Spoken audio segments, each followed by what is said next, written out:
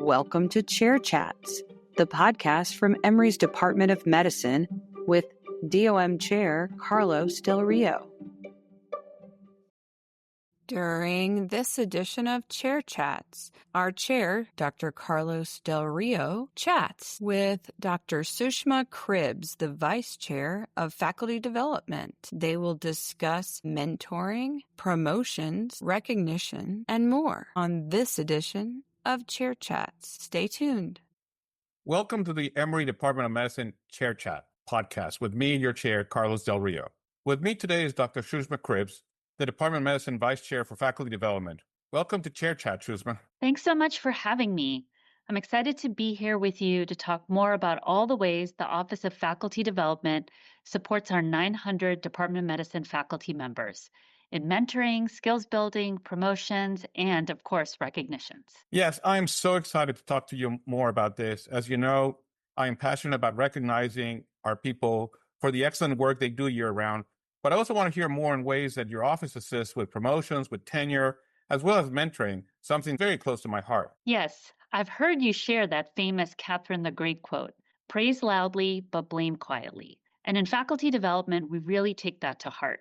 We focus on both formal recognition and encourage all forms of informal recognition. In fact, we have our honors and awards ceremony coming up in September, and we have a record number of nominations for this year's awards. I'm thrilled to be able to celebrate all our faculty and staff accomplishments at this year's event. Yes, recognizing our colleagues is so important.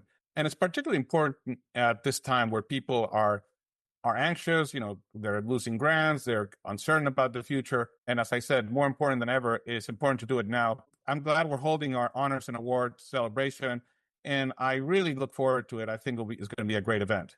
But it's important to recognize the incredible work our faculty and staff do over the year. It is really important to take a moment and just thank people. Yes, most definitely. We recognize our faculty not only for senior promotions and clinical distinctions, but we also have a lot of different annual awards as well. In fact, I love that we recognize people for not only their research breakthroughs, but also for excellence in teaching and mentoring, which is recognized with the Shanti V. Sitaraman Silver Pair Mentoring Award. We also have our Division Gems, which recognizes faculty for their contributions to their individual divisions, and our RISE Award, which acknowledges faculty for fostering an inclusive climate. Finally, we can't forget that we have staff recognitions as well. Yes, I think it's important that we remember that we're part of a team. It's not just the faculty, but it's really also the staff that form the department, are part of the department, and we need to recognize them as well. I'm really looking forward to learning more about who the nominees are for this year. Obviously, some are very visible, like the mentoring award recipients, but some, like the hidden gems, are people that I really enjoy learning more about because, as the name says, these are people that are maybe not recognized frequently. And I think this hidden gem is a way to see who's doing incredible work in a division and people that frequently go unnoticed. And it's a good time to really recognize them. So when will we find out more about who these nominees are? I'm kind of looking forward to hearing. Yes, we'll actually announce all the nominees later this summer in mid-August, and the event itself will be on Thursday, September 11th. So it's a little bit like the Oscars, right? You hear the films that have made it to the final, but it's only on that day that the envelope is open and you hear who the winner is. That's right. Exactly. Oh, that's great. I think it's going to be fantastic. I know you mentioned the Shanti V. Sitaraman Silver Pair Mentoring Award. After the award, I always look forward to also the Mentoring Moments video where the winners sit down with their mentee. In those videos, I've seen them discuss not only the reason why they won the award, but also offer insights into mentoring. And I love, for example, last year's winners, Tracy Henry and Jada Bussey Jones, in which they talked about their relationship. They talk about how, their mentoring was significant to both of them. That also kind of makes me think about mentoring as an important topic. As you know, this is something dear to my heart. I have been fortunate throughout my career to have fantastic mentors. And I also have been able to mentor many people. And there's nothing that makes me more happy to see my mentees now become successful as junior faculty and gone on to leadership roles.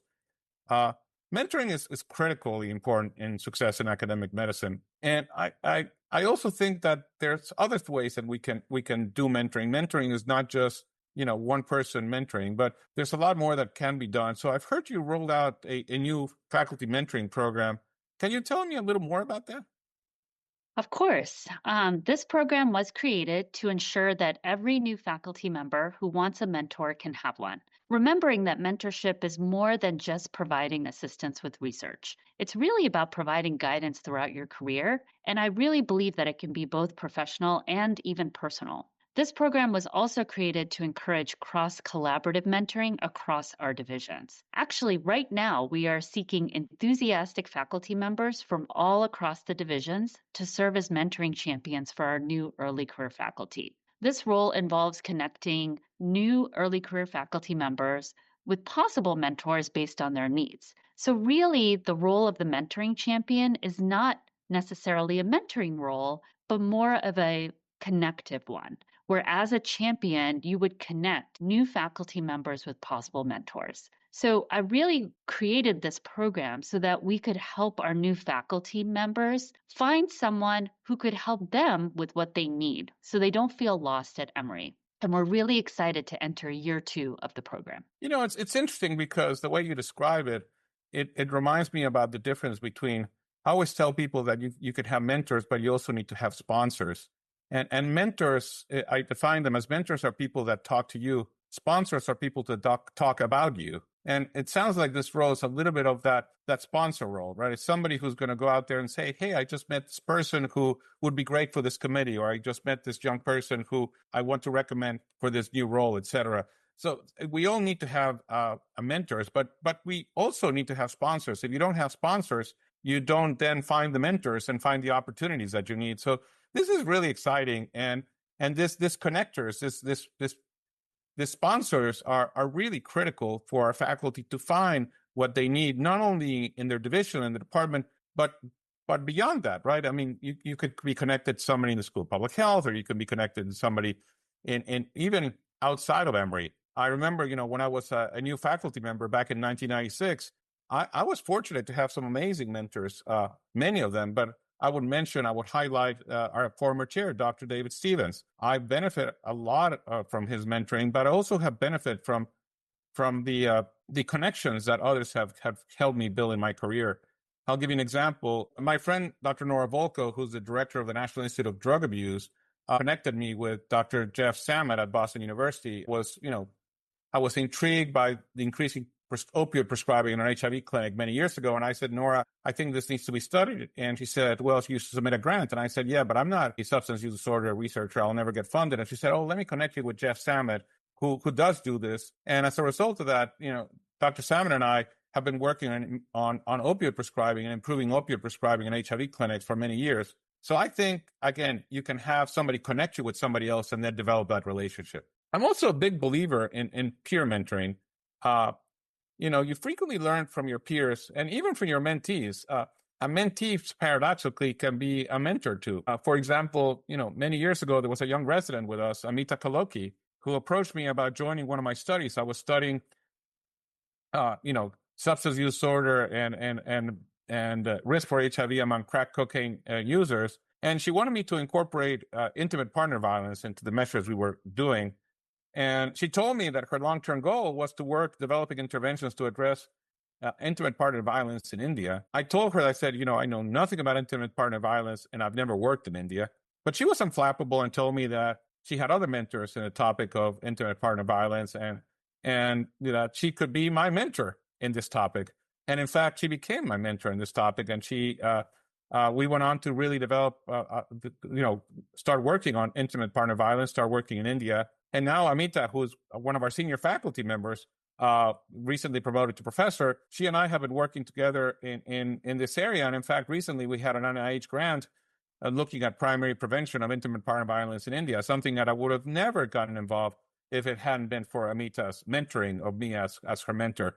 So, mentoring is really interesting, and it's not unidirectional, and it takes you into amazing places that you just have to let go and go in them. So So tell me about your mentors. I'm sure you've had some incredible mentors too. Yes, I have also been very lucky to have some amazing mentors in my life. And your stories are just so heartwarming. And I've had similar experiences as well. My first mentor actually was Dr. Fernando Holguin, who used to be at Emory, but is now at the University of Colorado.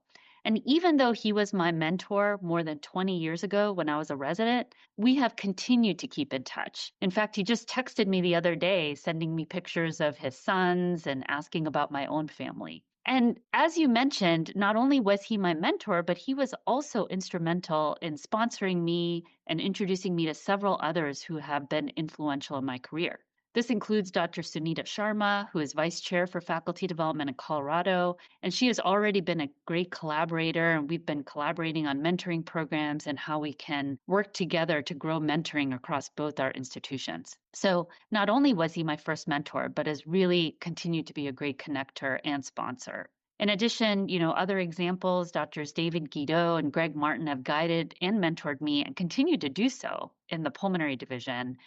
And of course, I could not forget Dr. Kathy Grenling, who's been an incredible mentor to me outside of my division and in the faculty development space. I think both our stories highlight how important it is to actually have mentoring teams and different people who can help with different aspects of your life. We're really trying to grow these same types of mentoring bonds, just like the ones you and I have been so lucky to have with this new program. Yeah, and I tell people that again, mentoring is promiscuous, right? You don't need to have one mentor. You can have multiple mentors and you use your mentors for different things, right? You can have a research mentor, a life mentor, sort of all sorts of mentors. And it's creating that team. And frequently now, people that apply for CASE or Career Development Awards, we ask them not to have one mentor, but really to have a mentoring team in which, you know, when you look at, for example, the specific aims of our research, you can have different mentors that are mentoring on different specific aims in your Career Development Award. Because in fact, that people have been specialized in such ways that you need to use them to their maximum opportunity. So,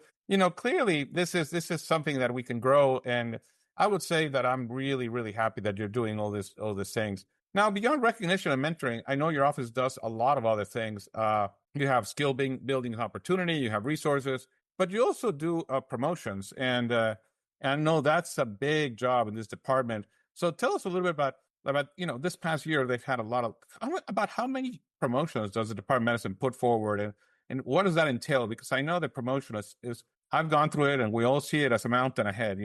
So what have you learned? What makes a promotion successful? Yes, so that's a great question, Carlos. I think we have had a record number of promotions this past year.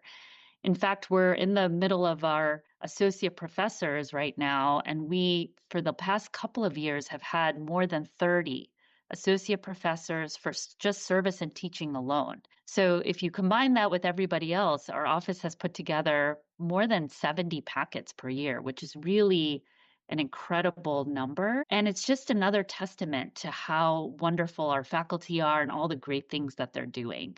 The staff has been amazing. We definitely could not do any of the things we're talking about without our amazing staff in the office. That is for sure. As far as promotions, we are really working on trying to create and put together resources for our faculty because, as you know, although promotions is a wonderful thing, the process can be long, and many faculty may not know all the steps involved. So, we have one of our most popular offerings that we've put together is called the CV Review. And we have a session actually coming up on August 13th. Registration is open for that, and faculty can still sign up to join us for that until Friday, July 18th. So tell me what happens in that senior review. So it's a virtual session, and during the session, we pair the registrants with members of the department's promotion and tenure committee for a 20-minute one-on-one meeting. So these meetings provide the faculty with individual advice on their progress towards promotion to associate professor or full professor. The feedback we receive from these sessions is always stellar, and faculty are always so appreciative of this individual feedback. I think the other reason this session is very popular, and I always recommend it to faculty before they decide to go up for promotion, because it's really a great review to do mid-cycle before you're ready to go up to see where there might be gaps and other opportunities so that you can really be successful when you move forward for promotion. No, you're absolutely right. I think this mid-cycle reviews are critically important. When I was in School of Public Health, that actually was mandated, at least for tenure track faculty. They actually, in the tenure track faculty, went for actually a review by the faculty committee on appointment and promotions in the school. We're obviously a lot bigger. You do it at the committee level, but it's really important for faculty to take their CV at one point and be told, look, you're doing great here, but you need to do more here, and you need to do more here. Uh, it also, allows you to know where you need to invest resources, what you need to do, and to get promoted successfully. I tell faculty that this is a critically important thing, and I'm really glad that your office is taking the time, and to all those that volunteer to do the CV review, because it is if you do it well, it takes time, but we, getting ready for promotion and being ready for a successful promotion is a really important part of this whole process. How do you, if I'm getting promoted, do you give people, what's the timeline? What is the process? Because some people have complained that, I don't know how this works, takes a long time.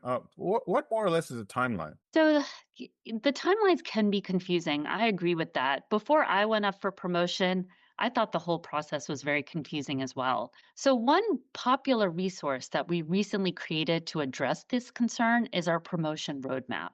So this is a visual guide for faculty that kind of like an infographic that we created so they could see the promotion steps step by step.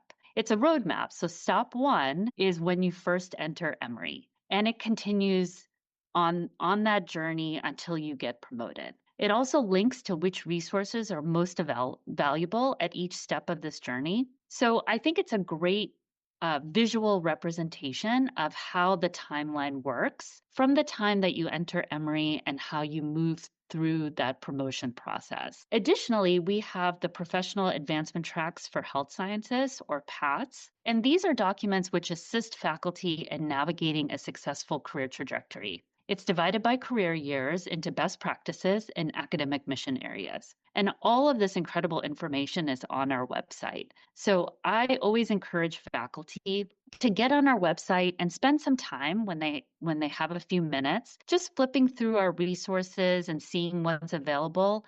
And of course, they can always reach out to me or my office if they have questions after that. That's terrific. My advice to faculty is, when they're starting, is that your promotion starts the day you start working on your promotion. And one of the things that I tell people to do is to keep a spreadsheet or a document where you write everything you do, because you may not think it's important, right? But I got invited to give grand rounds here. I'm giving a lecture there, or I'm, participating in this committee or that committee. All that at the end is going to count. This is going to be, remember, we get promoted on research, on teaching, on service. And at the end, you may not remember all you did, but a lot of our people do a lot of things. And especially now with Zoom, you frequently are doing things nationally that you may not think are national because you're doing it from your office. But if you got invited to review the program at X, Y, or Z place, write it down, because at the end of the day, that is national service and it's going to be critically important at the time of your promotion. So don't waste the opportunity to write it down. Take a little time and do that.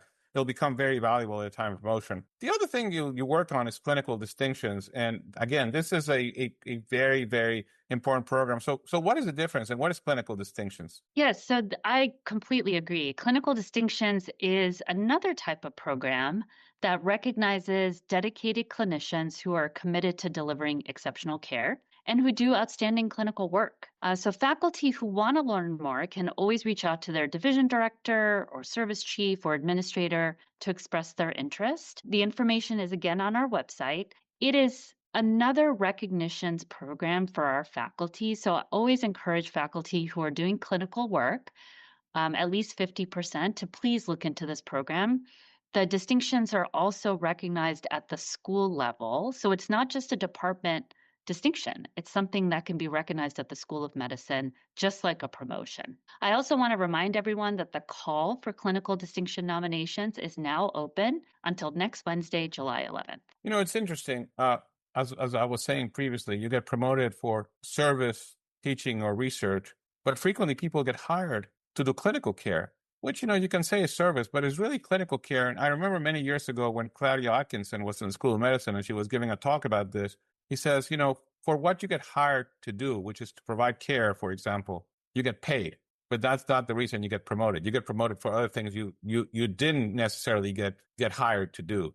But I think this clinical distinctions does recognize that excellent clinical work and does recognize those excellent clinicians that exist among us. And while we all think everybody's an excellent clinician, they are truly outstanding individuals. And I think this is a wonderful program to recognize what they do and to really make them feel that they're not only being paid for this, but they're being valued for what they do.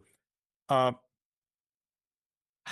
can our faculty get involved and help with what's going on in faculty development? Well, we have so many ways that faculty can give back, and I would love to have as many faculty as possible who would like to be involved in our programs. For example, as I mentioned, faculty can serve as a mentoring champion for our new early career faculty mentoring program, or they can join us on the Faculty Development Council. So, if any of our listeners are passionate about promoting professional growth and development within our department, please let me know. And I also just want to remind everyone that their service on the council and their role as a mentoring champion all count towards promotion as well. So if anyone is interested in either of these options, I would encourage them to contact me or Bevan in our office. There's a lot of ways to get involved, and I think we're all here for a purpose and a reason, and helping others really helps create that sense of purpose even more so, I think. And it's also that payback, right? If you benefit from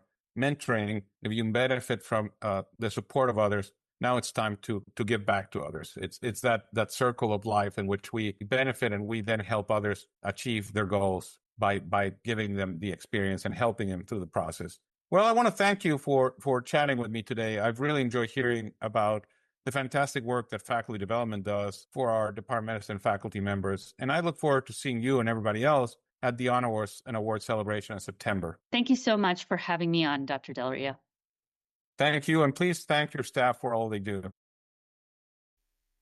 Thank you so much for tuning in to this edition of Chair Chat, the podcast from Emory's Department of Medicine. For more information, visit medicine.emory.edu. Thank you so much. We hope you'll join us next time for Chair Chat.